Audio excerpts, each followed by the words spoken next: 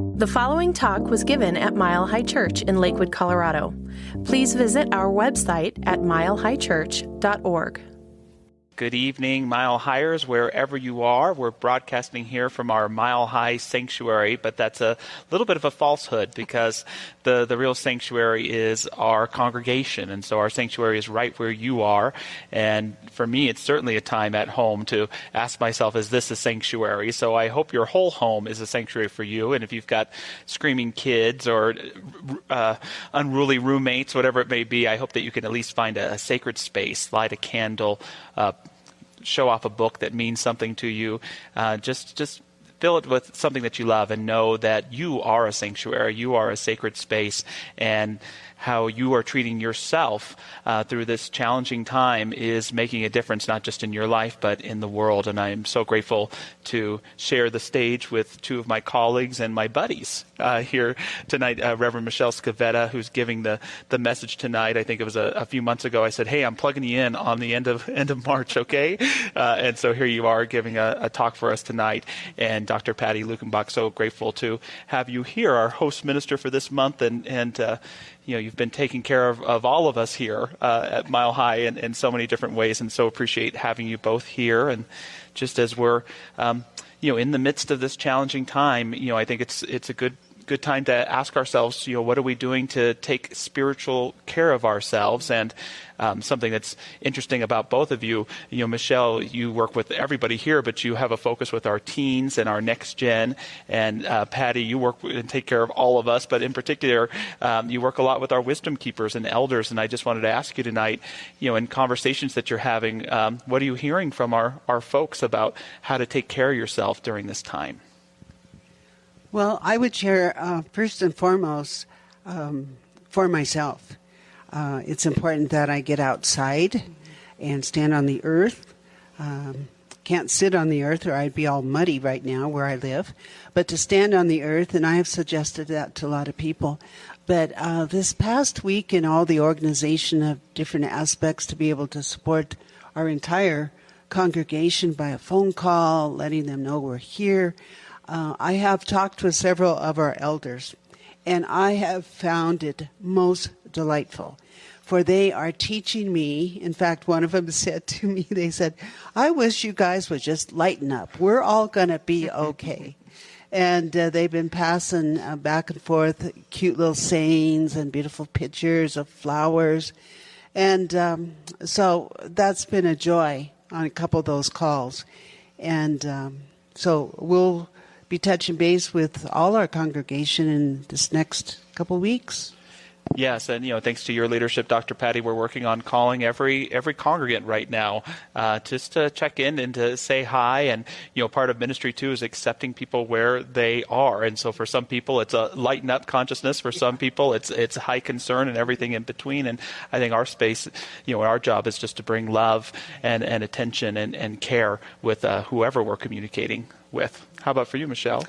For me, I've been working, with our teens and next gen, and I think many of us, it's important to just stay connected, in various ways. Some of our, next gen folks, and I'm one of them who I live alone, and so there's an element of it's weird to be just by myself, and I'm an introvert, so I could be by myself a lot, but right now it feels like I need to stay connected with people, and our teens definitely want to stay connected. For some of them, it helps them to stay on a routine at home, and for other people, they just need to allow themselves to be where they are, just like you said. And so sometimes wherever we are can to span the whole span spectrum, throughout the day. And so it's just being gentle with ourselves along the way.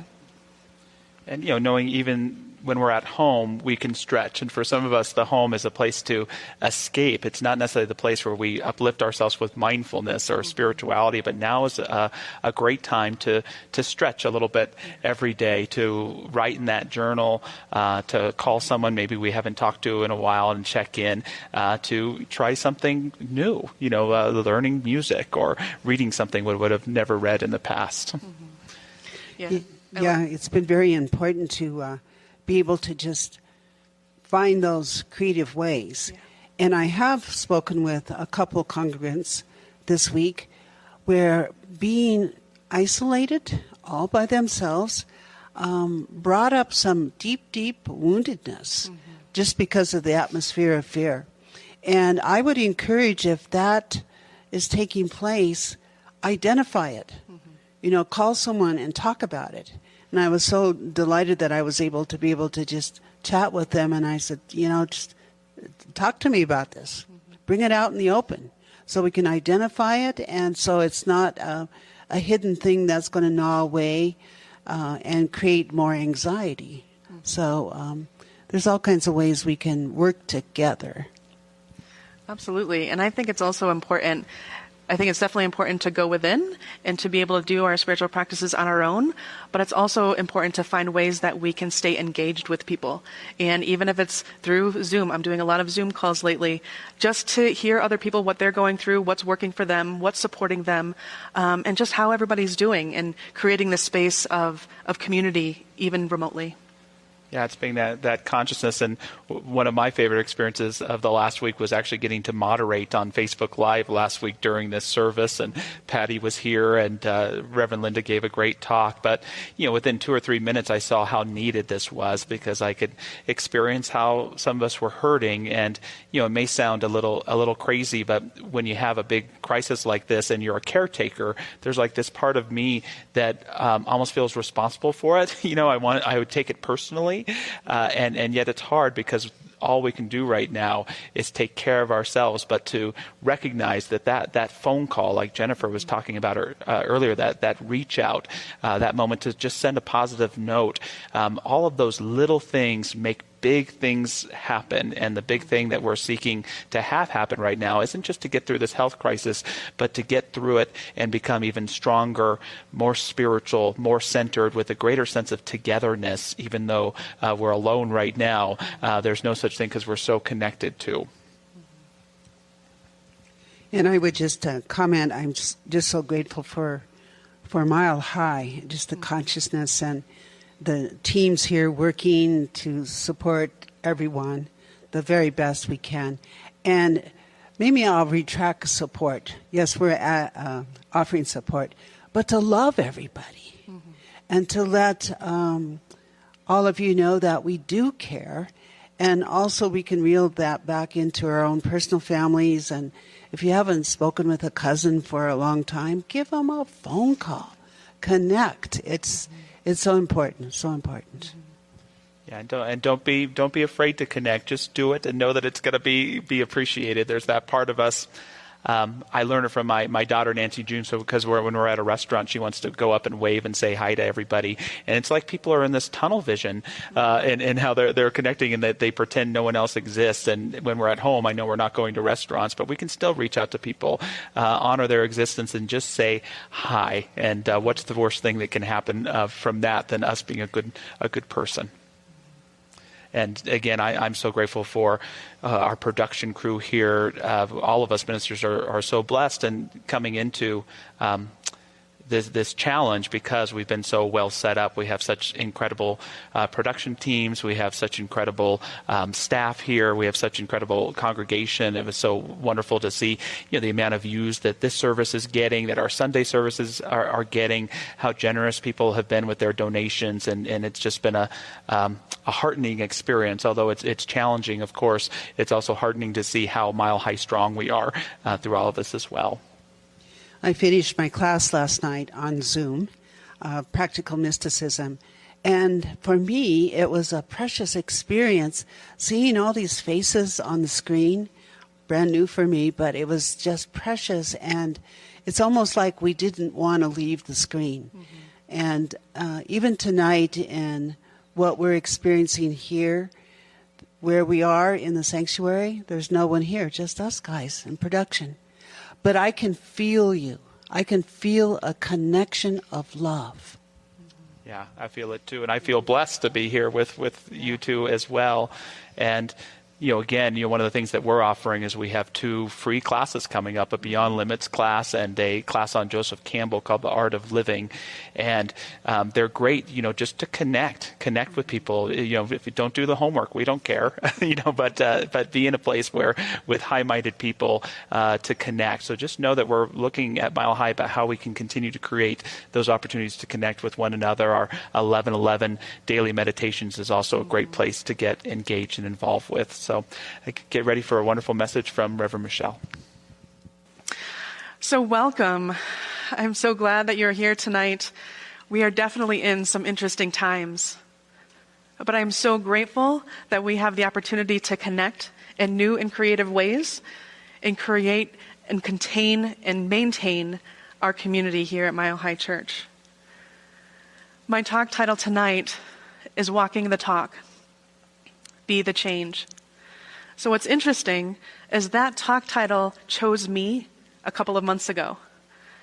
And looking at all that has transpired in the past couple of weeks, it's even more perfect and more appropriate for right now. And so I'm grateful to be here, and I'm so grateful to be supporting you right where you are. And so tonight we're going to explore how we can take our philosophy that sometimes can feel like a very heady philosophy, very theoretical, and how we can bring it into our heart to not only transform our lives, but to help transform the world. And so tonight, I'm going to share with you 3 invitations, if you choose to accept them. The first invitation is to feel your feelings. Now, at first, that can sound like an overwhelming invitation, but it's important that we create the space and the time in our days to just touch in and to really see and feel what it is that's going on in our world. Because the interesting thing is that we believe that we're all connected through this one mind. We're all connected through consciousness. So right now is as better a time as any to really discern what are our feelings and what are the feelings that are arising in the collective consciousness. Because what's arising in that collective consciousness, it's not ours to take on. We may feel it. We may feel it in a big way right now. But we have to be able to create practices and self-care practices that can help us clear those energies, clear those emotions, so we can just come back to what are emotions that I'm feeling, what's applicable to my life right now. And when you notice some fear, that is totally okay. You may notice some anxiety coming up. Sometimes you might notice some panic coming up. And so it's during those times to just settle in, feel into them, and allow them to pass through. What we don't want to do right now is do what's called a spiritual bypass and just put, a happy little Band-Aid on top of it and pretend that there's nothing going on. Because that's not true. When we create that space to feel into what's going on, that those emotions, they're arising to the surface for a reason. There's information in them. And when we acknowledge them, we're allowing that information to come through, and then we just allow the emotion to pass. What we don't want to do, and what's tricky sometimes, we don't want to attach to those emotions. We don't want to identify with those emotions. We don't want to pitch a tent there. So feeling into those emotions, identifying what's ours, leaning into it, and then moving along. The emotions can sometimes feel overwhelming. And as Jennifer mentioned, and as Dr. Patty and Josh mentioned earlier, there are people here that are willing to support you. Remember to reach out because you're not alone. I mean, that's the interesting thing about this time right now. We're all in this together. We're all experiencing a vast majority of emotions and feelings and uncertainty. And so when we take the time to reach out, to just say to somebody, hey, would you mind just doing a prayer treatment with me? Would you mind just helping me process what's going on? that in itself can help the emotions subside. Maya Angelou said, "Hope and fear cannot occupy the same space. Invite one to stay." So who are you inviting to stay in your space? We may feel the emotions, but then we move on. Don't stay there. They will pass.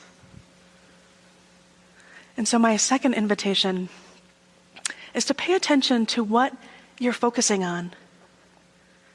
We believe that where our attention goes, energy flows, and what we focus on expands.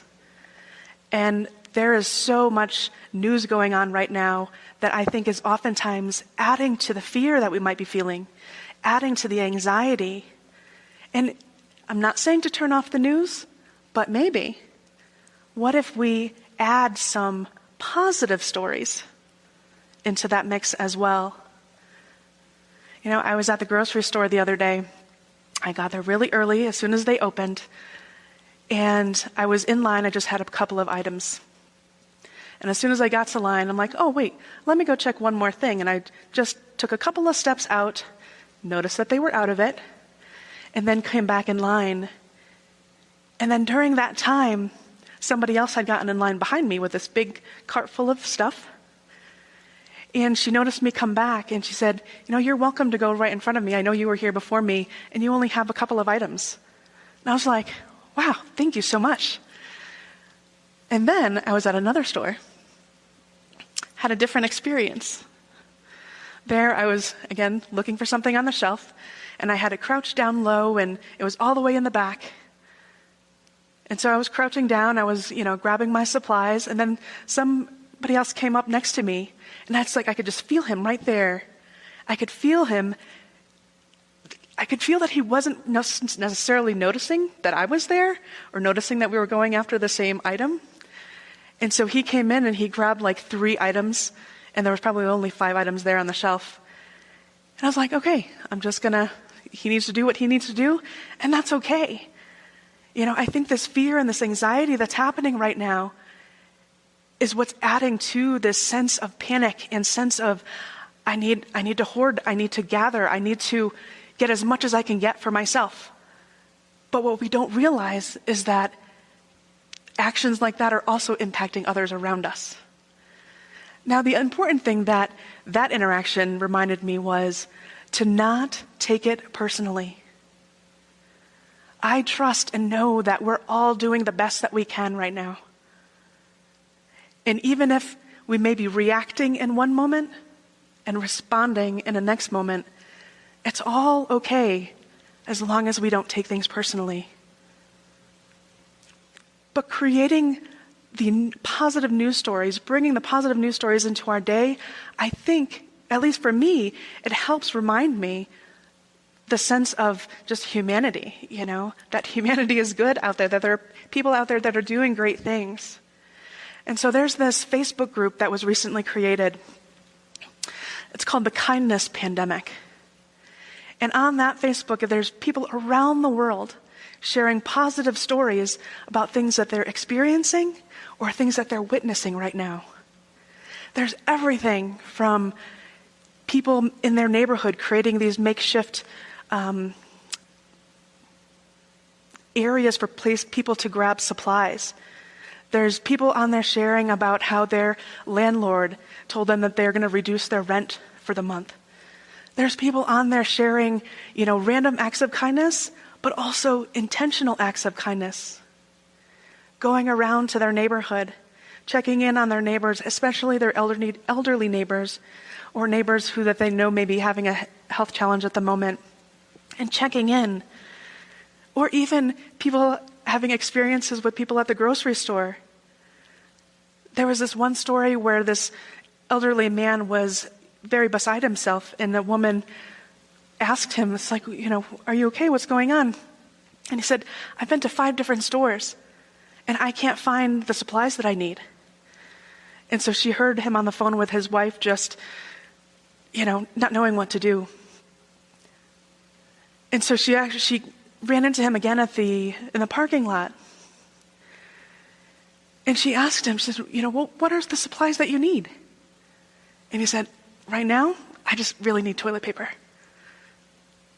And so she said, just hold on right here. Just wait for 1 minute, a couple of minutes. She ran home, grabbed a couple of, toilet paper rolls from her stash and brought it back to him. And that just made his day. It just made it probably made his week, maybe his month, maybe his year. Just a simple act of sharing supplies, sharing support, sharing compassion.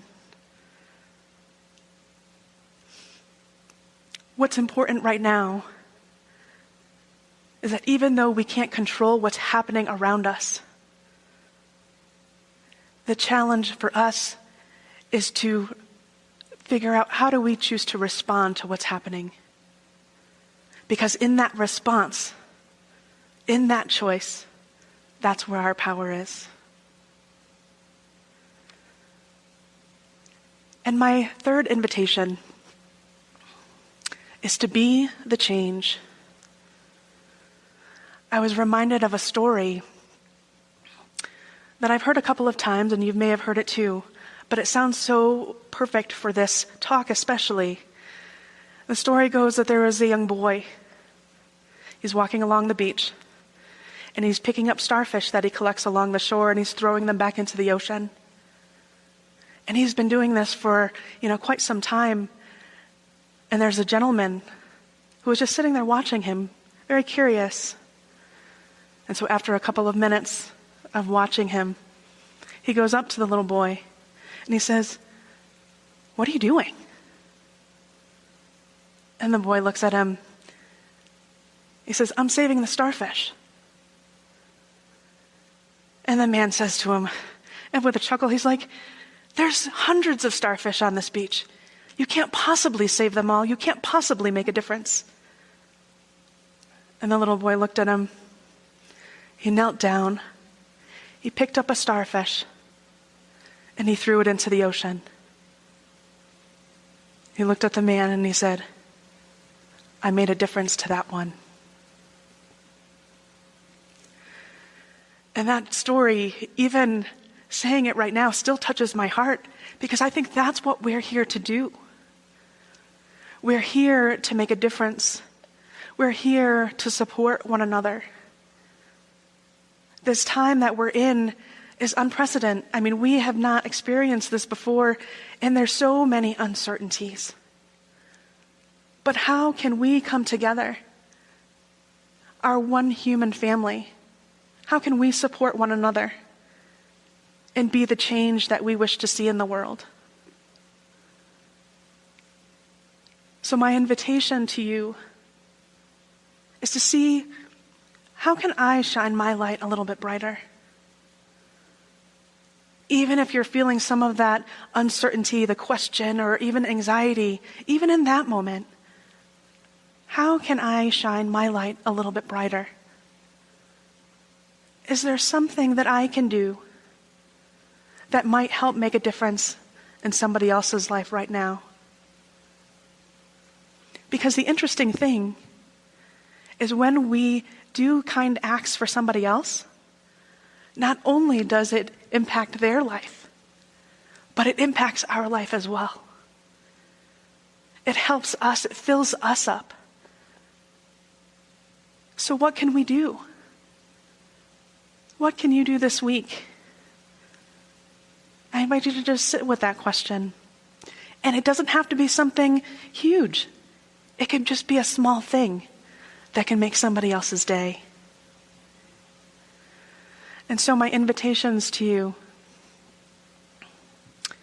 feel your feelings, but don't pitch a tent there. Pay attention to what you're focusing on. Are you focusing on fear? Are you focusing on hope?